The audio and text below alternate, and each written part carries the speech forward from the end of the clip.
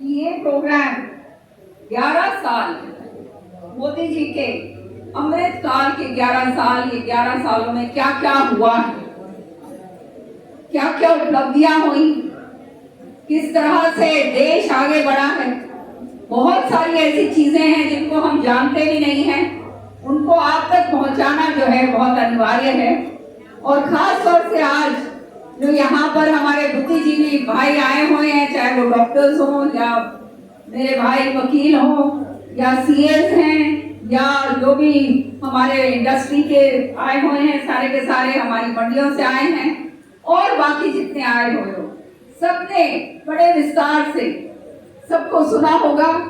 यहाँ पर सबने, मैं जब से आई हूँ मैं देख रही थी कि बहुत अच्छी तरह से सारी की सारी बातें बताई गई हैं। और शुरू करने से पहले I would like to profusely apologise for the late timing that I have had, कि बहुत देर मेरे को हुई है, क्योंकि आप जानते हो मैं गांव के अंदर थी और भाई ने जुकर देखा ना, तो अपने पर्चे ये पर्चे पीछे छोड़ेंगे, यूं ही चले जाओ मेरे घर, ठीक है ना। तो सारे के सारे, सबसे पहले तो हमारे को बड़ा गर्व होना चाहिए, और इसको मैं सबसे पहले कहूंगी क्योंकि एक फौजी की बेटी होने के नाते मुझे गर्व है कि आज हमारे पास एक ऐसा सशक्त नेतृत्व है मोदी जी के रूप में, जिन्होंने हर तरीके से आर्म फोर्सेस को आत्मनिर्भर बनाने की पूरी कोशिश पिछले 11 साल के अंदर करी। आप लोग जानते नहीं, मेरी स्टैंडिंग कमेटी जो है, मुझे राज्यसभा के अंदर MEA दे रखी है, मिनिस्ट्री ऑफ एक्सटर्नल अफेयर्स। तो ये सारा जो कार्रवाई हो रही है पाकिस्तान के साथ हुआ, ये जो बाहर हो रहा है, जो ये युद्ध हो रहे हैं, किस तरह से कूटनीति के तहत मोदी जी ने हमारे देश को उस लेवल तक पहुंचा दिया है कि आज विदेशों के अंदर हमारा नाम और हमारा काम जो है वो बड़े हैरानगी के साथ और हमारे को बड़े गर्व के साथ जो है ये कहना पड़ता है कि हिंदुस्तान के प्रति इतनी जबरदस्त तरीके से जो है लोगों को आशा होने लगी। मेरे को 2-3 बार मुझे मौका दिया इन चंद दिनों में देश के प्रतिनिधित्व करने के लिए, और मैं आपको बताना चाहती हूँ कि जिस तरह से मोदी जी के प्रति जो विदेश के अंदर जो मान सम्मान है, वो देखकर अपने आप को गर्व होता है कि हमारे पास एक ऐसा प्रधानमंत्री।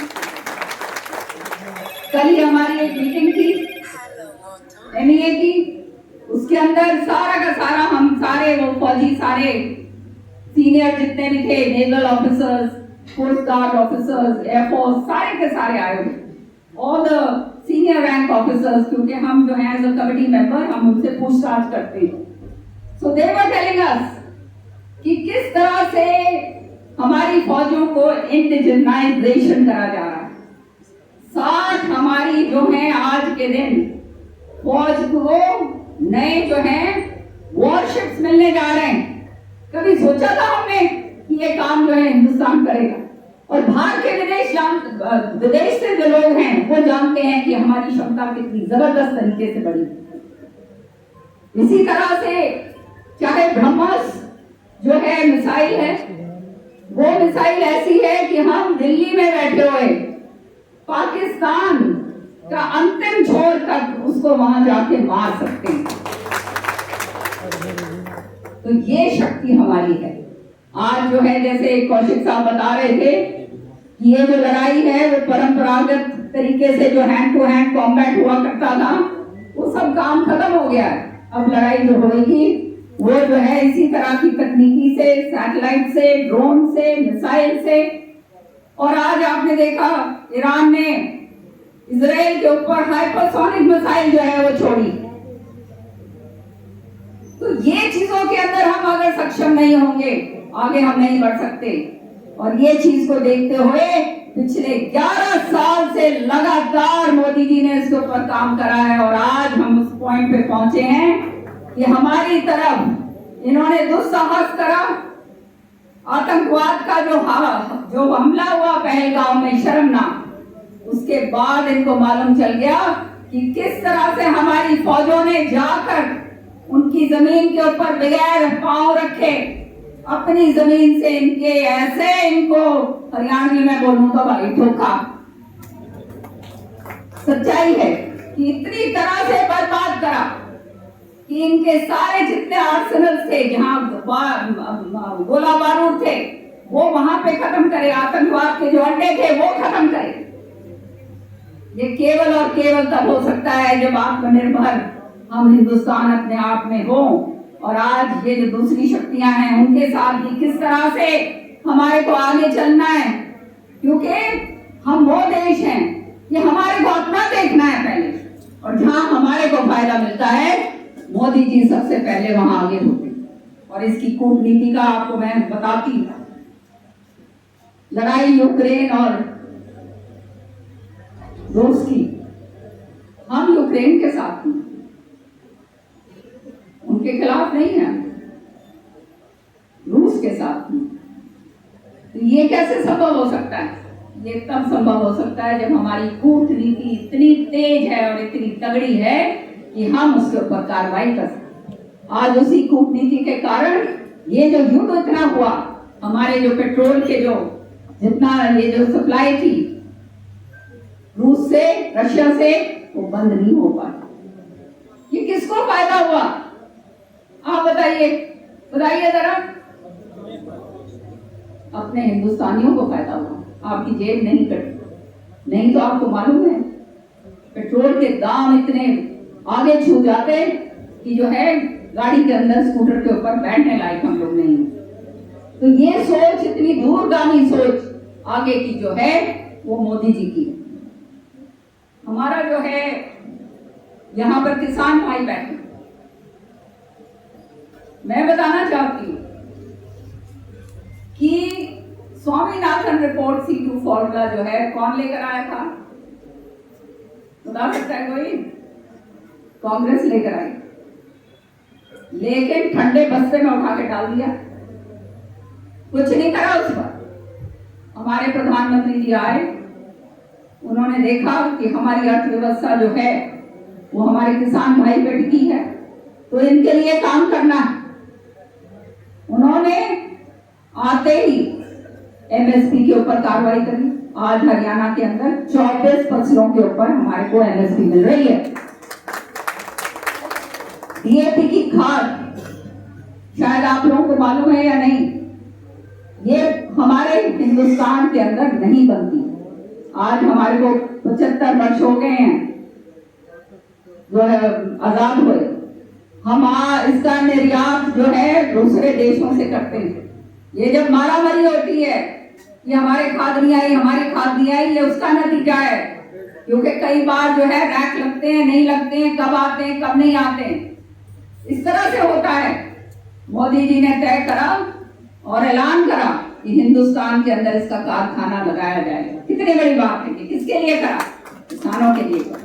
किसान सम्मान निधि, क्योंकि उन्हें मालूम है कि आज के दिन जो लैंड होल्डिंग्स हैं वो बहुत कम हो गई। तो ये लैंड होल्डिंग्स जो है, इनको हैंड होल्डिंग के लिए, किसानों के लिए किसान सम्मान निधि की बात करी कि हर एक के खाते के अंदर पैसा चला जाए बगैर किसी के साथ सोच वो करे। तो जाता है पैसा तुम्हारे खातों में या नहीं? बताओ, जाओ है ना। और भाई जिसका नहीं जाता भाई उसका खाते में कुछ ना कुछ रोड छोड़ोगी। सच्चाई है, क्योंकि ना कोई बिचौलिया। तो डिजिटल इंडिया का प्रमाण जो है, जो बढ़ावा जो है, उसका मिसाल हमारा प्रधानमंत्री मोदी जी। साथ ही साथ अभी हाल ही में मेरे मीटिंग लगा रखी थी छत्तीसगढ़ में, वहां गई थी। वहां पर छत्तीसगढ़ का आधा से ज्यादा हिस्सा जो है वो नक्सलवाद से त्रस्त था। हमारे होम मिनिस्टर साहब जो हैं अमित शाह जी ने निश्चय करा मोदी जी के आदेशों के ऊपर, ये नक्सलवाद को हमने यहाँ से खत्म करना है। और ज्यादातर ये लोगों को इसलिए नहीं मालूम क्योंकि जिस दिन हमला पाकिस्तान ने हमारे ऊपर करा, उसी दिन छत्तीसगढ़ के अंदर जो है 90 से ज्यादा नक्सलवादी जो है उनको खात्मा पूरी तरह से करा गया। ताली तो बजा दो, कमाल करते हो भाई। हाँ, ये सारा जो है ये काम उन्होंने करा। हमारे जो व्यापारी भाई हैं उनका एक इतनी जबरदस्त राहत दी। जो इनकम टैक्स देते हैं, वो इनकम टैक्स देने वालों में हमारे डॉक्टर साहब भी बैठे हैं, हमारे वकील भी बैठे हैं, हमारे एमएसएमई वाले लोग भी बैठे हैं, सीए सारे के सारे जितने हैं, 12-12.5 लाख रुपए तक की राहत दी, छूट दे दी। कितनी बड़ी बात है भाई। किसी ने मध्यम वर्ग के बारे में तो सोचा नहीं। मध्यम वर्ग के ऊपर टैक्स पे टैक्स पे टैक्स जोर लगता था, लेकिन सोच कोई नहीं होती। आज मोदी जी ने इतनी जबरदस्त राहत जो है टैक्स के अंदर जो है 12.5 लाख रुपए की उन्होंने दी। सड़कों की बात कर रहे थे, मैं वो बात नहीं करूंगी ज्यादातर जो सारे कर चुके हैं, लेकिन सड़कें ऐसी बनी है भाई, चालन में मजा हुआ है, सच्चाई है। और जो अपने अंदर वाली सड़कें हैं वो अगले साल से बननी शुरू हो जाएंगी, चिंता ना करियो। तो थारे गड्ढे गुड्ढे थोड़ी ना, क्योंकि हर एक आदमी को ये रहता है कि भाई हमारी का क्या हुआ, हमारी का क्या हुआ। पर जो इंटरलिंकिंग सड़कें हैं, जो नेशनल हाईवेज हैं, उनको हम सब देखते आ रहे हैं। कहने की बात नहीं है, प्रत्यक्ष को प्रमाण की जरूरत नहीं होती। आज जो है इस तरह की सड़कें बन गई हैं, इस तरह की एयरपोर्ट्स बन गए हैं, कनेक्टिविटी इतनी जबरदस्त आ गई है। तो देश आगे किस तरह से बढ़ता है जब कनेक्टिविटी होती है। कनेक्टिविटी होएगी और एक माहौल दोगे आप जो है बिजनेस को पनपने के लिए, तो स्टार्टअप्स जो हैं नौजवान बच्चों के लिए जो है वो शुरू करें। उनके जितने लंबे चौड़े जो है वो तो मैं नहीं बताऊंगी, आप जब बीच बीच में बहुत लंबा हो जाएगा। साथ ही साथ अभी मैं बाहर जब गई तो हिंदुस्तान को योगा के साथ जोड़कर देखा जाता है। योग जो है हमारा सांस्कृतिक ही नहीं, हमारी बहुत पुरानी धरोहर है। और सब लोग हंसते हैं कि अरे योग योग योग की क्या बात। बाहर ये एक ऐसी बात बन चुकी है कि घर घर के अंदर ये जो है लोग योगा करना शुरू कर रहे हैं। और इसका मतलब आप जानते हो क्या है, ये एक सॉफ्ट पावर है जिसका इस्तेमाल हिंदुस्तान पूरे विश्व के अंदर करता है। बहुत बड़ी बात सारी जगह। तो भाई 21 तारीख में योगा दिवस आ रहा है, सारे के सारे अपने हाथ पैरों पर नीचे करके योगा जरूर कर लियो और फोटो खिंचवाइए। ये सेहत के लिए अच्छी है और कुछ नहीं। सही बात है, हमारे लिए अपने लिए अच्छा है। महिलाओं के लिए जो काम करे वो तो अपने आप में अद्भुत है। महिला सशक्तिकरण के बारे में सोचा, ये बिल जो था डस्टबिन के अंदर पड़ा हुआ था सालों साल, राजनीतिक कारणों से और दूसरे कारणों से सारे जो है, कोई कभी लालू रोक देता था, कभी भाई वो अखिलेश यादव उस पर कुछ मरवा देते थे, कभी कोई और आ जाता था, ये आगे कौन चलता था। और भाई कांग्रेस के अंदर इच्छा शक्ति नहीं थी। इच्छा शक्ति होती तो वो क्या होता। मैं तो भाई कांग्रेस ही थी, तुम्हारे को खुला बात बताऊंगी, सच्चाई है ये।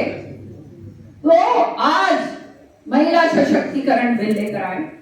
इस बिल के जरिए जो 50% जनसंख्या हमारी महिलाओं की है, उनका जब तक योगदान देश के अंदर नहीं होगा, देश विकसित कैसे हो सकता है, नहीं हो सकता ना। तो ये महिलाओं को जो है आने वाले समय के अंदर याद रखियो, टाइम आ रहा है भाई महिलाओं का सारा मैं तो मजाक करती हूँ, मैं कहा भाई अपनी अपनी जो है ना घरवालियों ने और बच्चों ने सबको संभाल लियो, क्योंकि एक जो है ना तब में हाथ जोड़ने पड़ेंगे जरूर। कहने का मतलब ये कौन सोच सकता था। शौचालय की बात सदियों सदियों से हमारी बहनें प्रताड़ित होती आई। रात का अंधेरा तक इंतजार करना पड़ता था सुबह होने की छोड़कर। कितना जबरदस्त तरीका का प्रताड़न है, और जिसको सहना होता है वो ही समझ सकता है। किसी ने सोचा नहीं था, मोदी जी ने कहा शौचालय हर घर में, और करके दिखाए। आज जो है पूरे देश के अंदर लड़कियां ये बात पूछती हैं पहले कि भाई इसके घर शौचालय है या नहीं है, टॉयलेट है कि नहीं, टॉयलेट नहीं है तो वहां ब्याह करने से मना कर देती है। ये काम जब हुआ था, जब शुरुआत हुई थी, सब लोग हंसते थे, अरे भाई यही सोचा, ये उस आदमी ने सोचा जिसने धरातल के ऊपर काम करा हुआ है, जिसने देखा है धरती के ऊपर कि असलियत क्या है, जो जानता है कि किस तरह से लोग जो है रहते हैं, जो आम आदमी, हम बुद्धिजीवी लोग जो हैं, ये चंद लोग हैं। और more than 70% of India lives in rural areas, and rural areas is where the actual people are. मैं जाती हूँ ना दिल्ली, तो मेरा डिस्कनेक्ट हो गया उन दिल्ली वालों से जिनके साथ मैं मिला करती थी पहले, क्योंकि जब उनसे बात करो उनको मालूम ही नहीं है कि धरातल पे क्या होता है, और क्या बताओ उनको। वहां तो ये है, लंचेस करो, डिनर करो, फ्लाइट्स लेकर जो है विदेशों के अंदर जाओ। This is what happens in all these elite circles. They don't have a clue about what is happening on the ground. तो साथ ही साथ ये जो है हमारा मेडिकल, हमारा यहाँ पे हॉस्पिटल जो है, मेडिकल कॉलेज, इतने सारे जो है एम्स बनाए, सारा कुछ करा, वो आपको बता ही दिया होगा डॉक्टर साहब ने, सीएमओ साहब ने सारा डिटेल बता दिया होगा। अब मैं एक बात कहना चाहती हूँ, चंद लोग इसके ऊपर राजनीति करना चाहते हैं, उससे बचिएगा। उनको मैं कहना चाहती हूँ खास तौर से आज इस मंच से, क्योंकि कुछ दिन पहले मैंने देखा बहुत बड़े बड़े ज्ञापन दिलवाए जा रहे थे। चौधरी बंसीलाल जी हॉस्पिटल जो है, वहां पे ओपीडी रहेगी, कोई इसको हटा नहीं सकता। चौधरी बंसीलाल जी के हॉस्पिटल के लिए 70 लाख रुपए हमने भिजवाए हैं, उसकी जो है उसके लिए फॉर द लिफ्ट्स के लिए भिजवाए, केवल और केवल मेडिकल कॉलेज जो शुरू होना है उसका जो है, यहाँ बोलना नहीं चाहिए लेकिन बोल रही हूँ, उसका जो है संरक्षण जो है उसका वो होएगा पूरा। एक बार वो पूरा हो जाता है, वो पूरा करवाना दिखाना बहुत जरूरी है, ताकि मेडिकल कॉलेज भी शुरू हो जाए, हमारे बच्चे पढ़ने शुरू हो जाए। श्रुति ने बहुत मुश्किल से ये काम करवा के आपका दिया, आप जानते हैं उस समय पे कहीं नहीं कोई दिखा। अब जो है ये इतने लंबे लंबे जो हैं वो निकाल रहे हैं, जुलूस निकाल रहे हैं कि इसको यहाँ रखवा रहे, कहीं जा ही नहीं रहा। ये तो राजनीतिक लोग केवल राजनीति अपने चमकाने खातर और अपनी राजनीति की जो है ना रोटियां सेकन खातर है भाई, याद रखियो। हम बैठे हैं, चौधरी बंसीलाल जी का नाम कहीं पहुंच जाओ, याद रखियो इस बात। साथ ही साथ हमारे यहाँ पर वकील भाई बैठे, मैं भी वकील हूँ, 10 साल मैंने सुप्रीम कोर्ट में प्रैक्टिस करी है, और आप जानते हो कि मेरा स्पेशलाइजेशन जो था वो मैरिटाइम लॉ था, मेरा दफ्तर जो है लंदन में भी था, तो प्रैक्टिस बहुत करी है भाई। और पीएनआई क्लब्स की जो मेन जो इंश्योरेंस देते हैं बड़ी बड़ी शिप्स के लिए, उसकी मैं रिटेनर काउंसिल थी, तो मैं इसको अच्छी तरह से जानती हूँ वकालत का। और हमारा तो सारा घर जो है, चाहे बंसीलाल जी हों, चाहे सुरेंद्र सिंह जी हों, या ये श्रुति जी हों आपकी मंत्री, और या उनके पति हों, सारे के सारे हम तो वकील हैं भाई। तो कहने का मतलब ये कि वकील भाइयों के लिए बहुत गर्व की बात होनी चाहिए कि वो ऑब्सलीट लॉज, जो बिल्कुल कानून कभी अंग्रेजों के समय बने थे, 1500 ऐसे कानूनों को रद्द करा गया है। मालूम है किसी को ये? 1500 or maybe more obsolete laws which were not prevalent and which were of no use and which were against the people. समझ रहे हो? मसलन तौर पे मैं बताती हूँ कि एक कानून था अंग्रेजों के टाइम, मैं खाली एक एग्जाम्पल दे रही कि एक आदमी की जो है भैंस अगर घुस गई दूसरे के खेत में तो 6 साल का कारावास काटना पड़ता। 6 साल, समझ रहे हो? तो ऐसे ऐसे कानून जो अंग्रेजों के टाइम के चले आ रहे थे और जिस तक आज तक इच्छा शक्ति नहीं थी उनको हाथ लगाने के लिए, वो मोदी जी ने आके खत्म कर।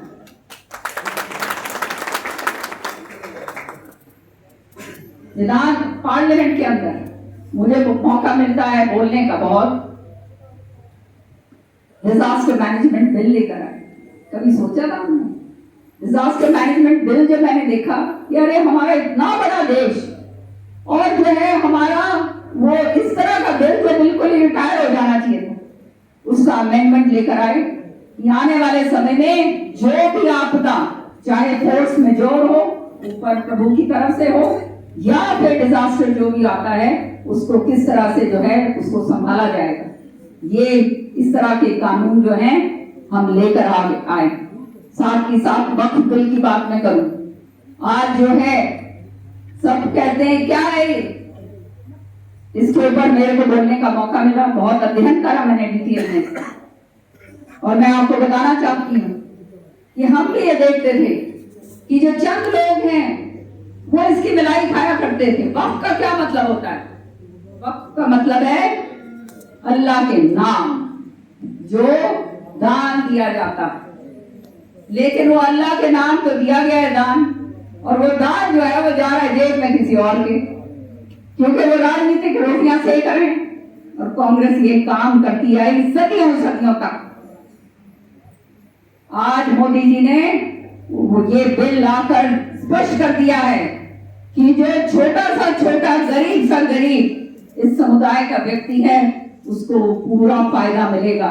इस तरह से पसबंदा मुस्लिम हैं, बोरास हैं, दूसरे हैं जिनको कुछ नहीं मिला करता था, महिलाओं को कुछ नहीं मिला करता था, वजीफे नहीं मिला करते थे, हमारे जो बच्चे जिनके माँ बाप नहीं थे, ऑर्फन्स थे, जो ये सारा का सारा होगा। और आने वाले समय में देखना ये राजनीतिक लोगों ने ये समुदाय को जो मेन स्ट्रीम में जुड़ने से रोका है, उनको गुमराह करा है, यही लोग आने वाले टाइम में मोदी जी का धन्यवाद करेंगे।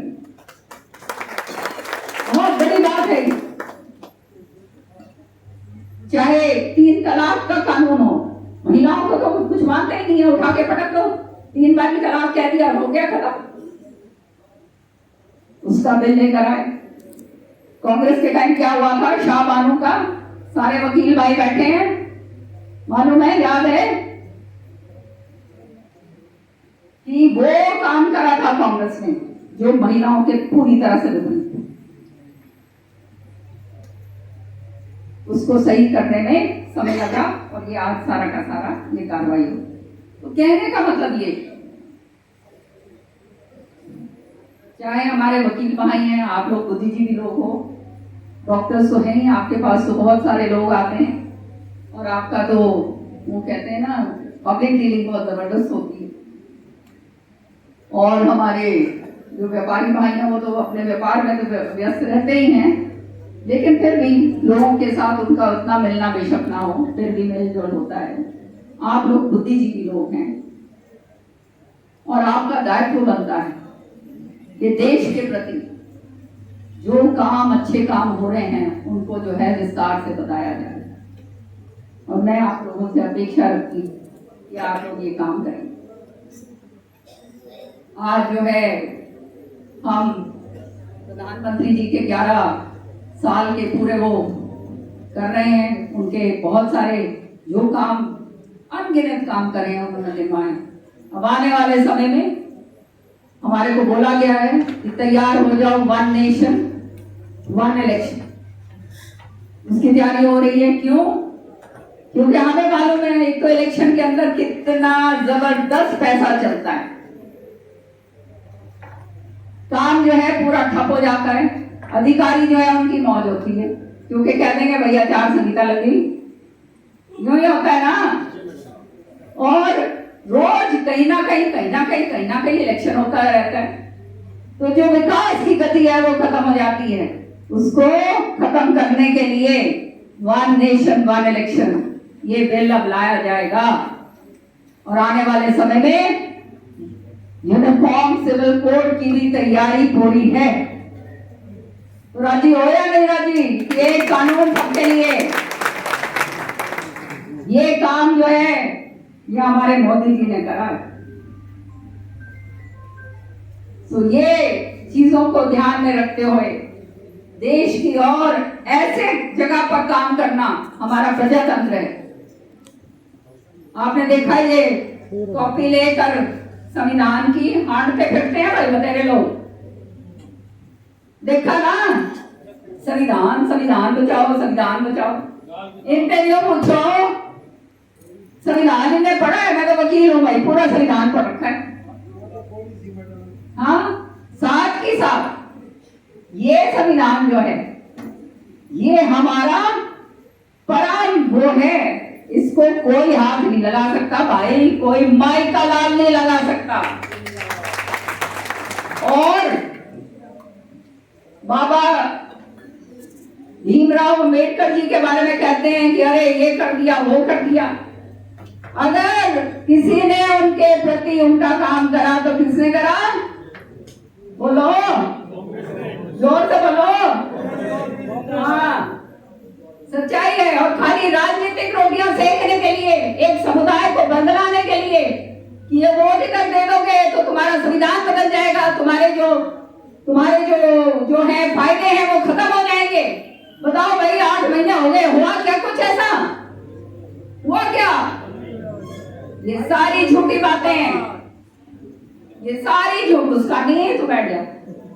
ये सारी झूठी बातें। तो मेरा कहने का मतलब ये कि राजनीति के अंदर भी अपने आप को संभालो। जो काम करता है ईमानदारी के साथ करता है और लोगों के काम करता है उसको आगे बढ़ाओगे तो भाई सारा भला होगा।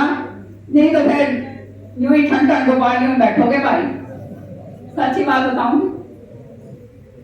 नुमाइंदा हो चुनो, ईमानदार हो, काम करने वाला हो, कर्मठ हो, फिर तो भाई सारा कोई फायदा है। नहीं तो नुमाइंदा तो अपनी मौज करेगा ही, अपने घर भरेगा, क्यों नहीं भरेगा।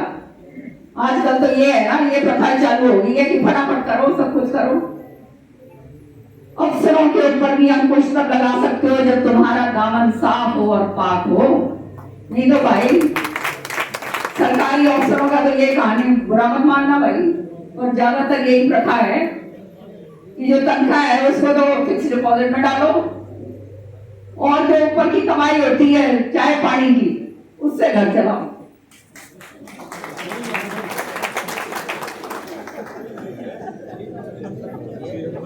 अरे अधिकारी एक को नहीं मैडम। ना, मैंने कहा सबकी बात नहीं मैं कर रही, पर एक बात मैं बोलना चाहती हूँ। एक बात सुन लो सारे, ये जो ऊपर की कमाई है ना भाई, ये फबे थोड़ी करती, किसी ना किसी तरह से निकलती है। और जो है चाहे ईमानदारी के 4 रुपये होंगे ना भाई, संघर्ष करना पड़ेगा, लेकिन वो ईमानदारी का पैसा तुम्हारे को कहीं ना कहीं आगे ले जाए चाहिए। तो मेरा कहने का मकसद ये है कि आज हमारे को गर्व होना चाहिए, हमारी संस्कृति जो है दोबारा से उसकी धरोहर जो है उसको सही करने के लिए हमारी पार्टी भाजपा लगी हुई।